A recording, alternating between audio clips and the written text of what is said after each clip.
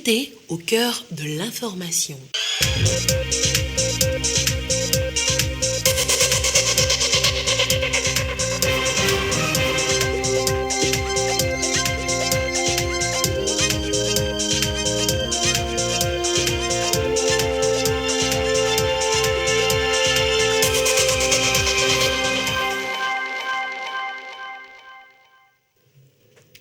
Il est l'heure du journal sur la télévision togolaise. Madame, monsieur, bonsoir. Et voici les titres de cette édition. Dans quelques heures, les Togolais célébreront le 62e anniversaire de l'indépendance du pays. Les préparatifs vont bon train et à cette veille de célébration, la tradition a une fois encore été respectée par le chef de l'État, Faure Sozimna Gnazingbe, qui a ranimé la flamme de l'indépendance. Et puis les valeurs citoyennes et patriotiques pour une prospérité du Togo indépendance, c'est le message véhiculé ce mardi aux volontaires d'engagement citoyen du Grand Lomé. Les détails à suivre dans ce journal.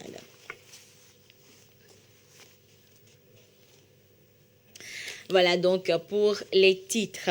Elle est une fois encore animée pour rappeler la naissance de la nation togolaise. La flamme de l'indépendance revit ce soir sur la place de l'indépendance. C'est le chef de l'État, Faure Sozimna Gnazingbe, vous le voyez sur les images, qui a une fois encore respecté la tradition à la veille du 62e anniversaire de l'indépendance du Togo. Le chef de l'État donc qui a ranimé ce soir, en début de soirée, donc, la flamme de l'indépendance à la place donc de l'indépendance, comme vous le voyez donc sur ces images. Nous reviendrons en détail sur ce cérémonial de la ranimation de la flamme de l'indépendance dans le courant de cette édition. Notre équipe de reportage étant à pied d'œuvre, justement, pour nous donner les détails de cette cérémonie.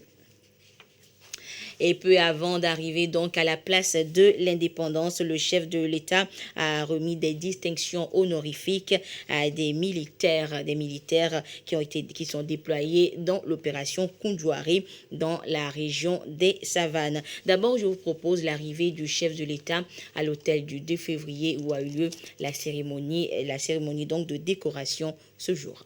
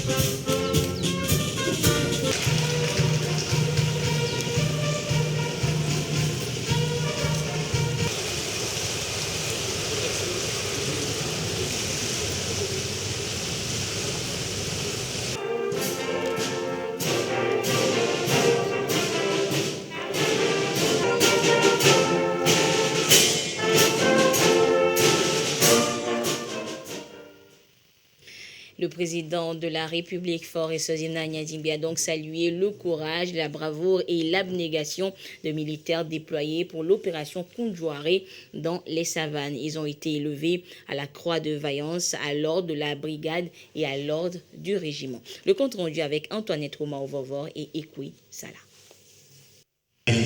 Ce sont des militaires de l'opération Kundouaré déployés dans la région des savanes. Avec professionnalisme, ils ont réussi à repousser une attaque terroriste à Salouaga, à la frontière nord du Burkina Faso. C'était dans la nuit du 9 au 10 novembre 2021.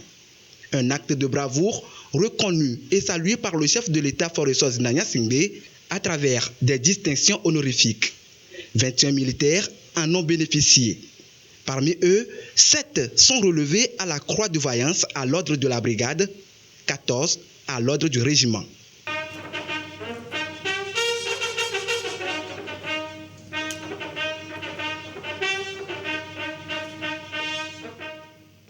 Un acte de reconnaissance et de gratitude qui appelle l'armée togolaise à plus d'engagement contre le terrorisme et l'extrémisme violent. Un véritable défi aujourd'hui dans la sous-région.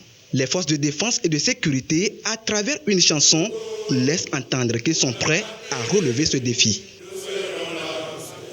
Nous serons là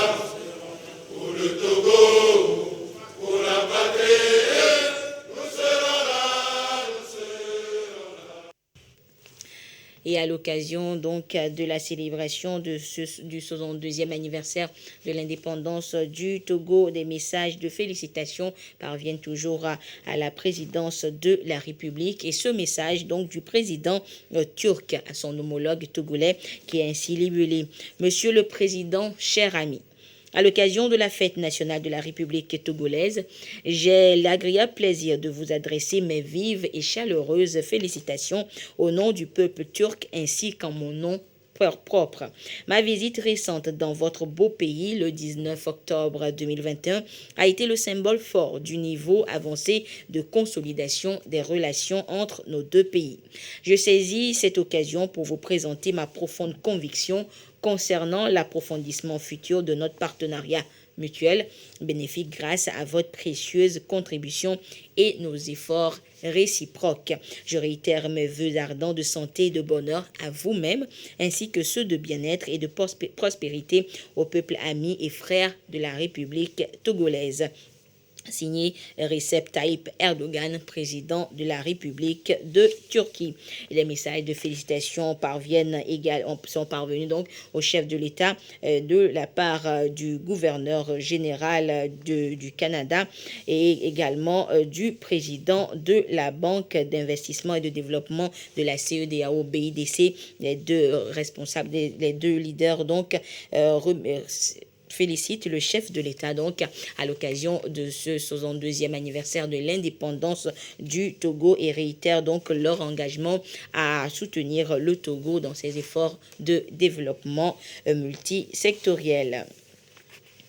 Agenda chargé pour le chef de l'État ce mardi. Dans la matinée, il a reçu les lettres de créance de 2 nouveaux diplomates au Togo. Il s'agit des ambassadeurs du Brésil et des États-Unis dans notre pays. Le renforcement de la coopération entre ces deux États et le Togo sera l'une des missions des 2 diplomates désormais accrédités au Togo. Ramdan Bassina nous les fait découvrir.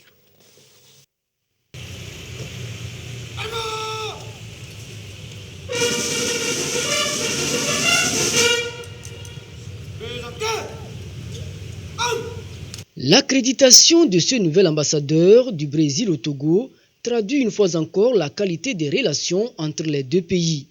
Ney Fitouro Bitancourt a plusieurs casquettes: communicateur, journaliste, diplomate entre autres. Il entend œuvrer pour la promotion des intérêts du Brésil et du Togo.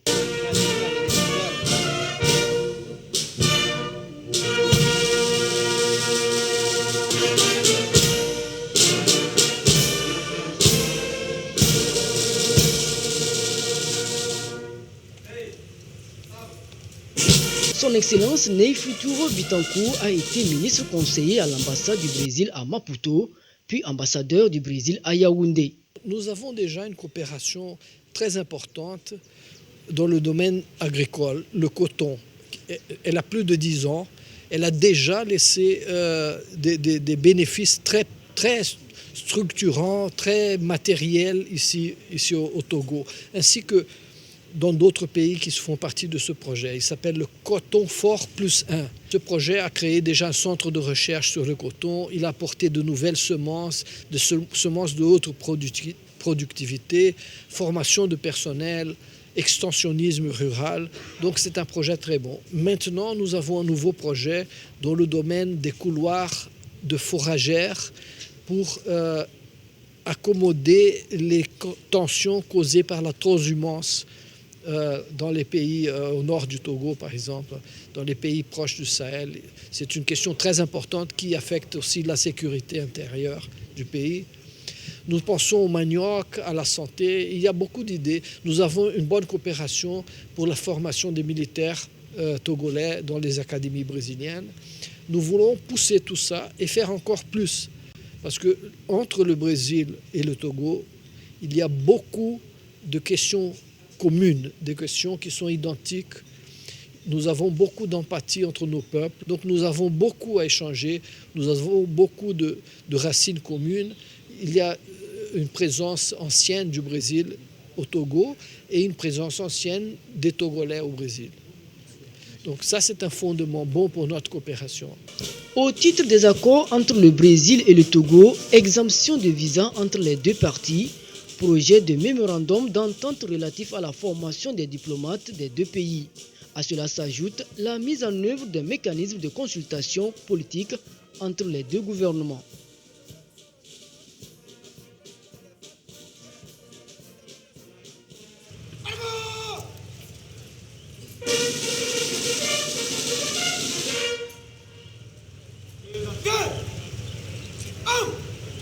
Son Excellence Elisabeth Fitzsimmons est la nouvelle ambassadrice des États-Unis d'Amérique au Togo. Sa mission dans notre pays, renforcer la coopération bilatérale entre Washington et Lomé.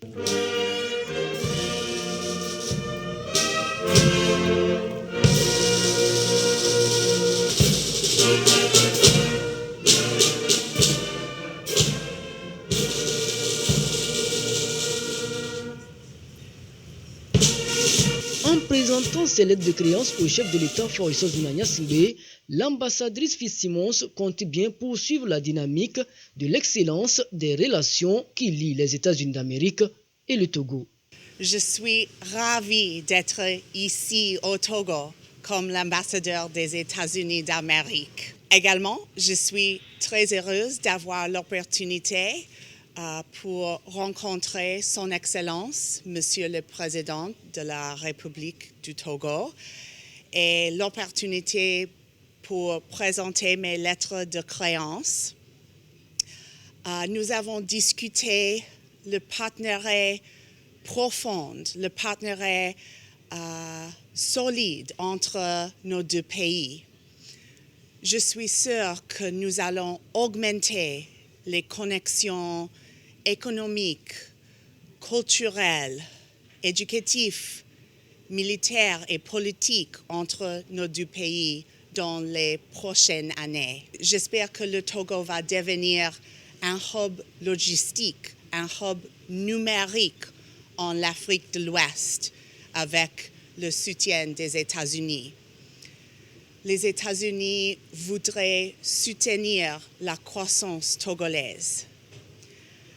Finalement, pour maintenant, je voudrais voyager dans toutes les régions togolaises pour rencontrer le peuple togolais dans leur diversité. Sous-secrétaire d'État adjointe principale par intérim avant sa nomination, Elisabeth Fitzsimmons est aussi une femme engagée pour la protection et la promotion des droits des femmes.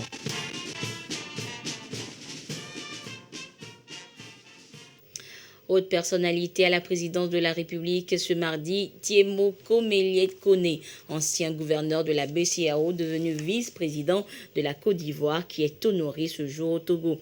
Le chef de l'État Faure Gnassingbé l'a élevé à la dignité de grand officier de l'ordre du Mono. Pour ses engagements en faveur du développement, cette cérémonie témoigne de la reconnaissance de tout un peuple pour ses efforts. Ramdan Bassina pour le compte-rendu. Tiemoko Meliet-Kone, une figure bien connue dans le corps de l'encadrement supérieur de la BCEAO depuis les années 90. Par son engagement, la BCEAO a renforcé davantage son image et sa crédibilité. Des initiatives de développement dont a bénéficié aussi le Togo sont à mettre à l'actif de M. Kone, honoré ce jour par le chef de l'État, Faure Gnassingbé.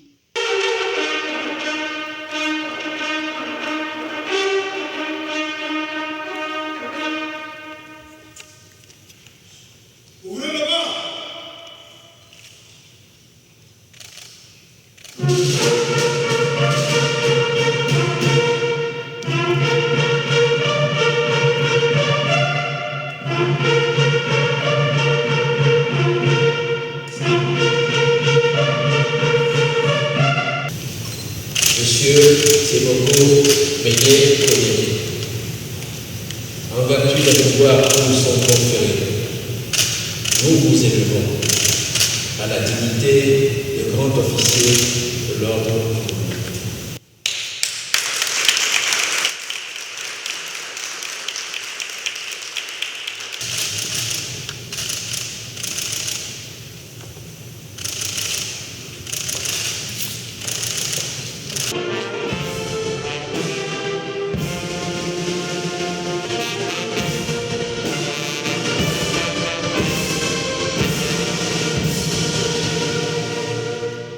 La création d'un fonds de stabilité financière, la mise en place d'un fonds de garantie des dépôts et de résolution dans l'UEMOA sont portés par Tiemoko Meilet Kone, gouverneur de la BCEAO. Depuis le 19 avril 2022 et après avoir prêté serment le 20 avril 2022, M. Tiemoko Kone occupe les fonctions éminentes de vice-président de la République de Côte d'Ivoire. En sa qualité de gouverneur de la BCEAO, M. Kone a assuré la présidence de plusieurs organes de l'UEMOA. Et au plan international, il a assuré également la présidence de plusieurs organismes. M. Kone, le moins qu'on puisse dire, a un parcours impressionnant. Il a fait tant pour la noble cause en donnant des gages de son dévouement. Ses efforts incessants ont mérité l'estime de la reconnaissance du président de la République. Appelé à occuper désormais le poste de vice-président de la République de Côte d'Ivoire, Kone Meilet mettra sans nul doute son courage et son amour pour le travail bien fait au service de son pays. Le Togo lui restera reconnaissant pour ses efforts et ses engagements pour le développement. Le Togo célèbre donc demain 27 avril le 62e anniversaire de son accession à la souveraineté internationale. Pour marquer l'événement, le ministère du Développement à la base en charge de l'emploi des jeunes a organisé ce jour une séance de sensibilisation à la Maison des Jeunes à Lomé. 500 volontaires d'engagement citoyen qu'on appelle VEC du Grand Lomé étaient invités à s'approprier les valeurs civiques et citoyennes. Issa Karouna, Clarisse Atikle pour des précisions.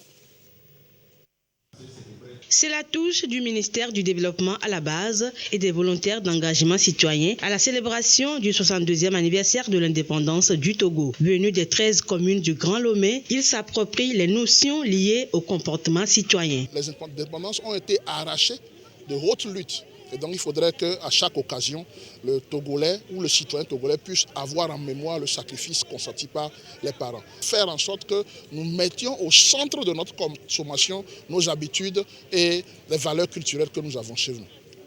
Et en cela, on a ajouté d'autres valeurs qui sont le respect des emblèmes de la nation, le respect des autorités, des lois et surtout la solidarité nationale qui nous permettra d'être une nation forte et émergente.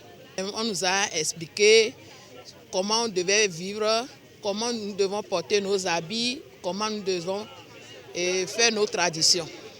L'indépendance, c'est la victoire pour les Togolais. Donc nous sommes fiers. La séance est animée par la direction de la formation civique. L'objectif est de faire de ces VEC des acteurs de développement, un développement axé sur des valeurs civiques et citoyennes.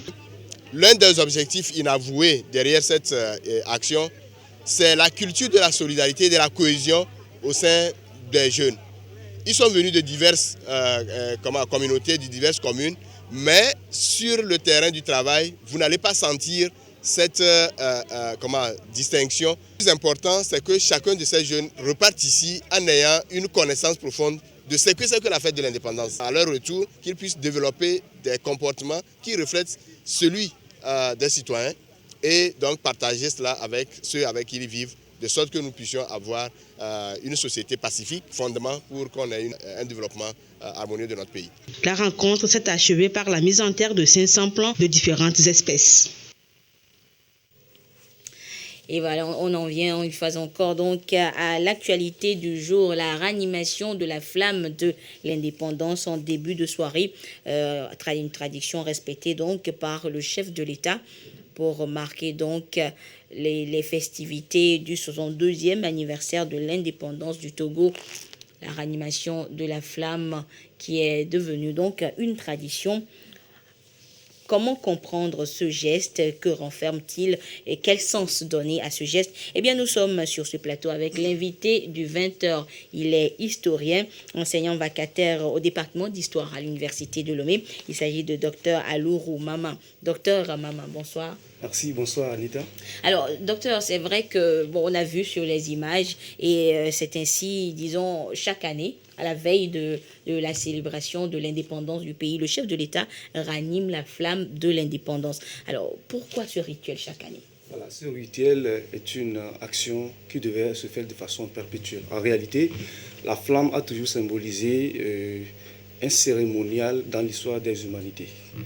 En effet, quand nous prenons par exemple les Jeux Olympiques, chaque année, chaque fois qu'on veut célébrer et organiser les Jeux Olympiques, il y a une cérémoniale qui consiste à allumer la flamme et à faire le tour avec des relais. Le dernier relayeur rejoint le chaudron qu'il ravise à travers une torche. Quand on prend la France, par exemple, elle honore ses martyrs à travers une sépulture qui a été construite à l'Arc de Triomphe à Paris et où on a allumé une flamme depuis 1920 et qui ne s'est jamais éteinte. Donc, revenant au Togo, les fondateurs du Togo indépendant qui ont lutté pour l'indépendance ont juste voulu transmettre de génération en génération l'espoir et la lumière qui doivent symboliser le Togo désormais indépendant à travers la flamme qu'on allume au niveau du monument de l'indépendance. En réalité, initialement, c'était prévu que cette flamme ne devrait pas s'éteindre. Un peu comme en France, à l'Arc de Triomphe. Donc, faute de pouvoir le faire, donc, on procède à la veille de chaque anniversaire de la célébration de l'indépendance au ravisage de cette flamme. D'accord. Alors, docteur, on l'a compris, mais en quoi consiste la symbolique? C'est-à-dire qu'à chaque veille de célébration, on rallume. Alors, qu'est-ce que cela représente concrètement? Oui, comme je l'ai dit tantôt, cela représente l'espoir et la lumière. En réalité, le Togo a été un pays dominé pendant longtemps. Et c'est au prix des sacrifices que les anciens grands-parents ont lutté pour arracher la souveraineté. Et cette souveraineté est censée être bien assumée. On ne saurait bien assurer cette souveraineté si on évolue dans l'obscurité. D'accord. Et docteur, peut-être une dernière question très rapidement, au-delà du geste, quelle est la portée pour les citoyens? Que peut comprendre le Togolais aujourd'hui? C'est vrai qu'à chaque veille, on voit le chef de l'État qui ranime la flamme, mais le Togolais, qu'est-ce qu'il doit comprendre ou qu'est-ce qu'il doit garder comme message? Alors c'est simple, le Togo était dominé, les vaillants Togolais ont lutté pour arracher la souveraineté. Au prix de leur vie. Au prix de leur vie, d'autres sont devenus des martyrs. Ils ont transmis le Togo souverain aux Togolais que nous sommes. Nous avons le devoir de lutter de toutes nos forces, chacun dans son domaine, pour le développement du Togo. Et nous sommes censés être éclairés. Voilà. L'éclairage, c'est aussi l'excellence dans le travail que chacun fait. C'est aussi avoir des écoles de référence qui forment des gens éclairés, des intellectuels. Voilà.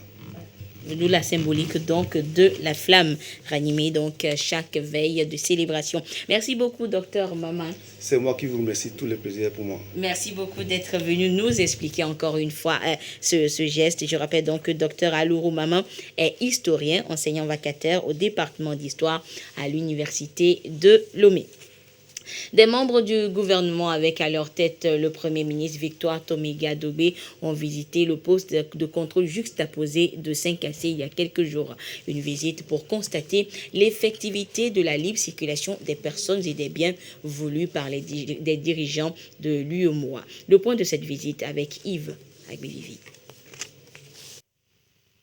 Poste de contrôle juxtaposé de Saint-Cassé.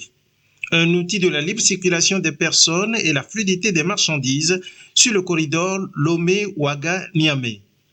Le site est visité par le Premier ministre Victoire Tomiga Dobé et des membres du gouvernement dans le cadre du Conseil des ministres délocalisé à Saint-Cassé. Le chef du gouvernement a pu constater le bon fonctionnement du poste mis en service depuis 2010 et noter ce qui reste à améliorer. Beaucoup de navires accostent le port de Lomé pour effectivement faire transiter les marchandises de Lomé vers Niamey ou vers Ouagadougou. Dans le cadre du Conseil des ministres délocalisés, Madame le Premier ministre a instruit à ce qu'elle vienne aussi voir le fonctionnement. Aujourd'hui, le problème qui se pose, il y a quelques divergences, à savoir la concordance entre les Burkinabés et les Togolais, surtout les horaires de travail. Un camion qui quitte Lomé, qui arrive ici, au niveau du côté togolais, les formalités sont faites. Mais si le Burkina est fermé, donc ça veut dire que quelque part il y a un blocage. Le fonds de garantie qui, au niveau côté Togo comme côté Burkinabé, ce n'est pas le même traitement. Les camions qui arrivent, il est traité côté Togo, après il est retraité côté Burkinabé. Tout ça là, ce n'est pas encore l'objectif poursuivi par les autorités au niveau du MOA. Donc avec cette visite, ça nous permet, avec les transporteurs ensemble, de s'asseoir encore et discuter pour qu'effectivement qu'il y ait cette fluidité de Lomé vers l'Interland. Depuis le département de pesage au scanner en passant par les bureaux de la police, de la douane et le parking, Madame Vita Tomega Dogwe a encouragé les agents à leur poste tout en les exhortant au travail bien fait. Chine-Afrique, une coopération qui se renouvelle au quotidien. Et ce matin, les parlements d'Afrique francophone et l'Assemblée parlementaire de Chine étaient en réunion virtuelle. Les discussions ont porté essentiellement sur la pratique de la démocratie. Et côté Togo, c'est la deuxième vice-présidente de l'Assemblée nationale, mais Madame Memunatu Ibrahima, qui a pris la parole. Marie-Ange Bida, pour des précisions. Exploration d'une voie de développement adaptée aux réalités nationales. Le partenariat Chine-Afrique, toujours d'actualité. Une fois encore, les deux entités ont échangé par visioconférence. L'exploration et la pratique de la démocratie, thème de cette conférence virtuelle, a fait l'objet de présentations par pays. Au Togo, la Constitution et le règlement intérieur offrent à l'Assemblée nationale une multitude de dispositions pour défendre les intérêts du peuple à travers le contrôle a priori et le contrôle a posteriori. S'agissant du contrôle a priori, il convient de noter principalement deux outils fondamentaux. Le document d'orientation budgétaire et l'étude du projet de loi de finances. En réalité, le document d'orientation budgétaire permet à l'Assemblée nationale d'imprimer une stratégie dans la trajectoire pluriannuelle des dépenses publiques. En outre, le projet de loi de finances permet aux députés, lors de son étude, d'ajuster et de réajuster les lignes budgétaires pour défendre les intérêts du peuple. Au-delà de ce contrôle a priori, nous avons les mécanismes a posteriori mis à la disposition des députés. D'un côté, il y a la loi de règlement qui permet au Parlement d'analyser l'état d'exécution des dépenses et recettes consenties pour l'intérêt du peuple au cours d'une année donnée. Il présente également un volet performance qui permet au Parlement d'apprécier la qualité de la gestion des politiques publiques dans l'intérêt du peuple. La Chine, partenaire de choix du Togo, une coopération qui fait date. Dans cette continuité, la deuxième vice-présidente de l'Assemblée nationale, Memunatu Ibrahima, apprécie à juste titre le sujet de la rencontre. Un contrôle parlementaire efficace assure donc une défense véritable des intérêts du peuple et veille au mieux-être de la population. Le thème de ce séminaire s'inscrit dans une démarche collective de mobilisation des énergies nécessaires à la construction d'une communauté de destin sino-africaine. Il fait appel à une nouvelle vision de l'amitié entre les peuples de Chine et d'Afrique. La Chine est au plus près des populations africaines. Plus de 1100 projets ont vu le jour sur le continent en faveur surtout des jeunes et des femmes. Le ministre de la Fonction publique, du Travail et du Dialogue social informe de l'ouverture d'un concours de recrutement d'enseignants fonctionnaires régionaux à l'intention des Togolais des deux sexes désireux de faire carrière dans l'enseignement. Les dossiers de candidature sont déposés tous les jours ouvrables dans les directions régionales de l'éducation à Lomé, Thiévié, Atakpamé, Palimé, Sokodé, Kara et Dapaon du lundi 2 mai 2022 au vendredi 3 juin 2022 à 17h. La date des épreuves écrites est fixée au 18 juin 2022. Les autres modalités et conditions du concours sont à consulter dans le quotidien national Togo Presse ou sur le site du ministère, le www.fonctionpublique.gouv.tg. Signé Gilbert Bawara, ministre de la Fonction publique. L'Agence nationale de la sécurité alimentaire ANSAT au Togo, on le sait, procède à l'achat de céréales auprès des producteurs, mais ne fait pas que acheter les céréales, justement, elle en transforme certaines. Et c'est le cas des stocks de riz Paddy. Les responsables de l'ANSAT ont donc effectué une visite dans l'unité de transformation du riz Paddy en riz blanc naturellement parfumé. Et c'est du côté de Dapan. La correspondance sur place de Gérard Lagodou. L'Agence nationale de la sécurité alimentaire du Togo ANSAT, toujours présente sur le terrain pour mobiliser des stocks de céréales auprès des agriculteurs en vue de renforcer le grenier national. Dans la région des Savanes, le riz Paddy bat le record ces derniers temps parmi les céréales ciblées par cette campagne d'achat.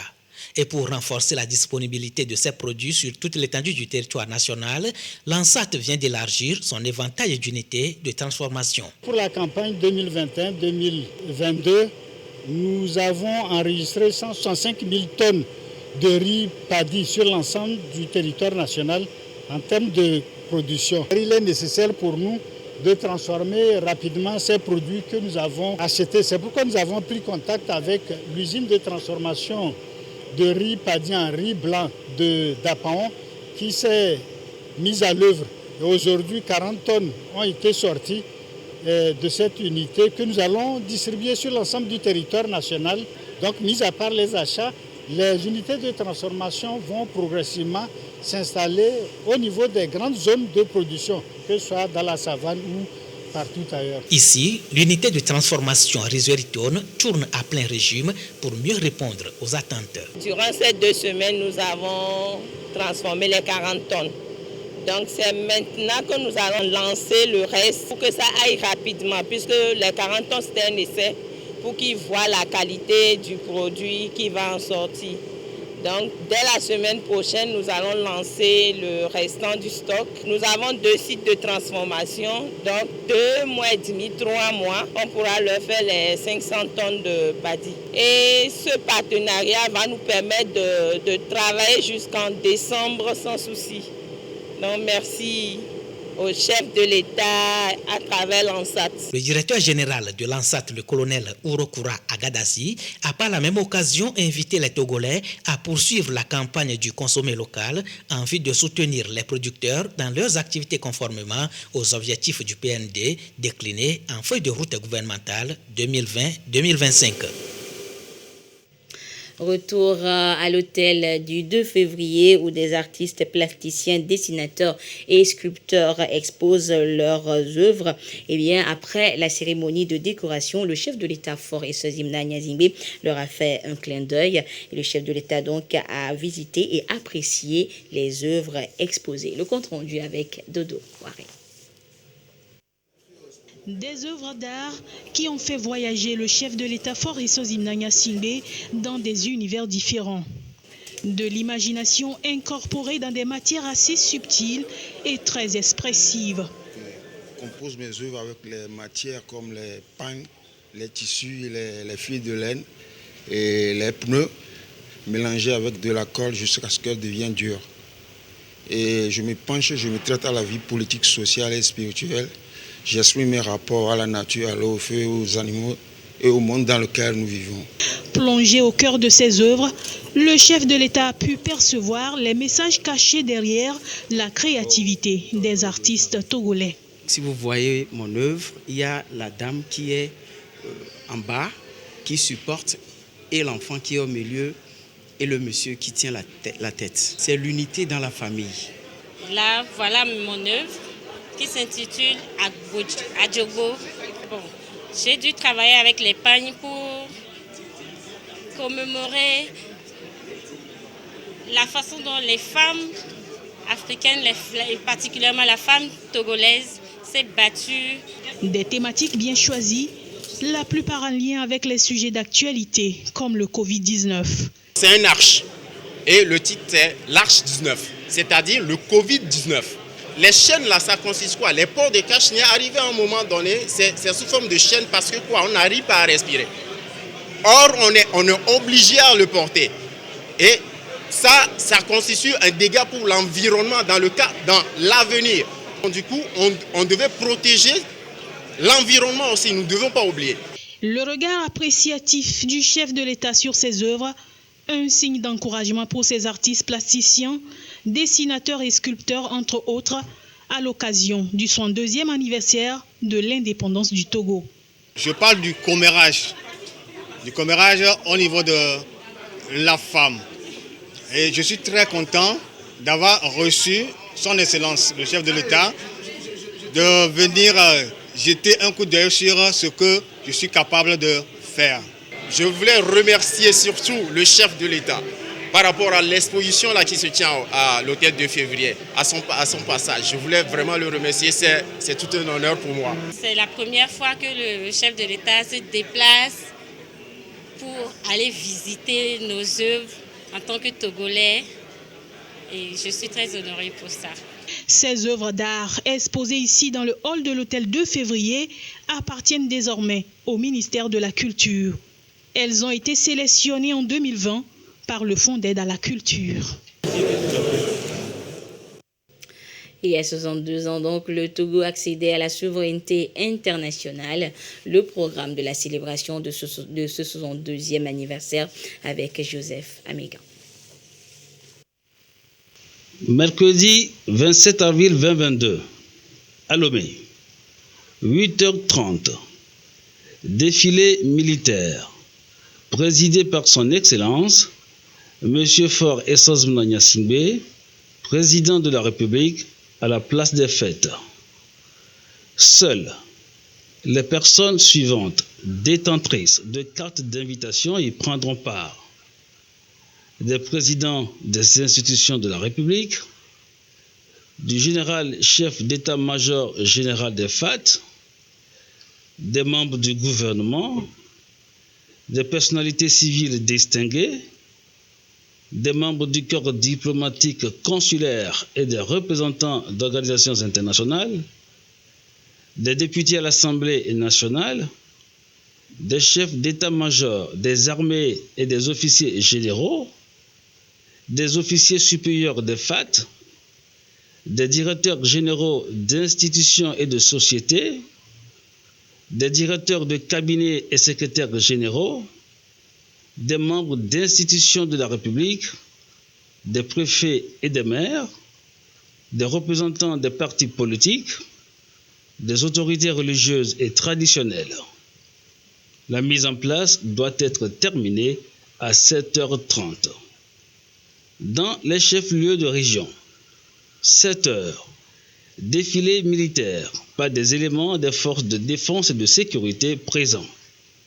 Seules les personnes suivantes y prendront part.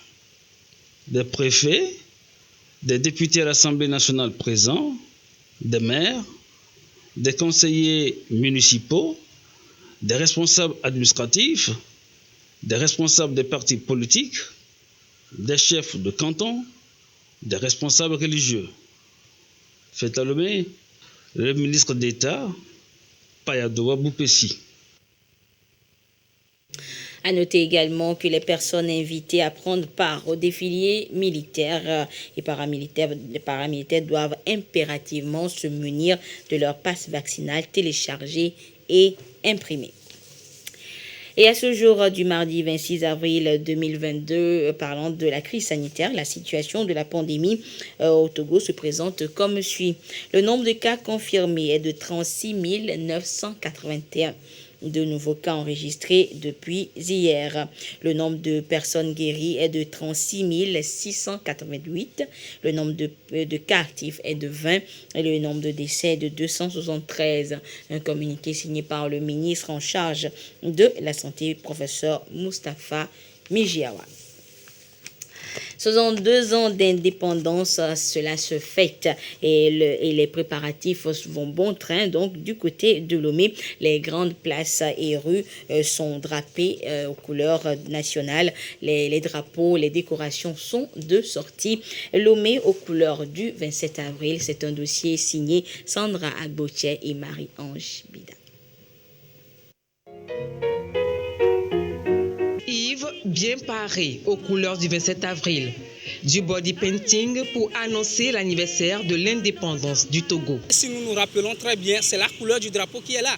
Et également, si vous voyez sur le corps du mannequin ou bien du jeune homme, c'est la couleur du drapeau togolais.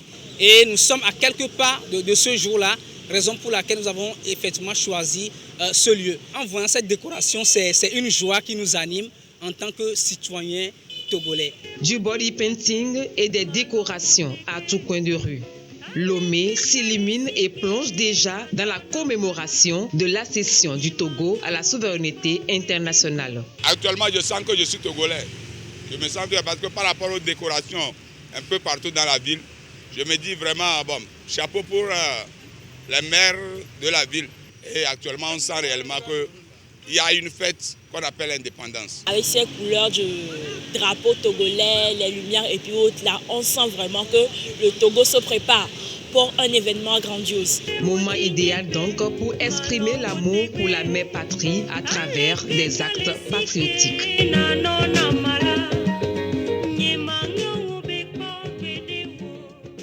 Voilà, donc c'est sur ces belles images que se referme cette édition et nous vous souhaitons déjà une belle fête de l'indépendance à toutes et à tous. Excellente suite de nos programmes. Au revoir.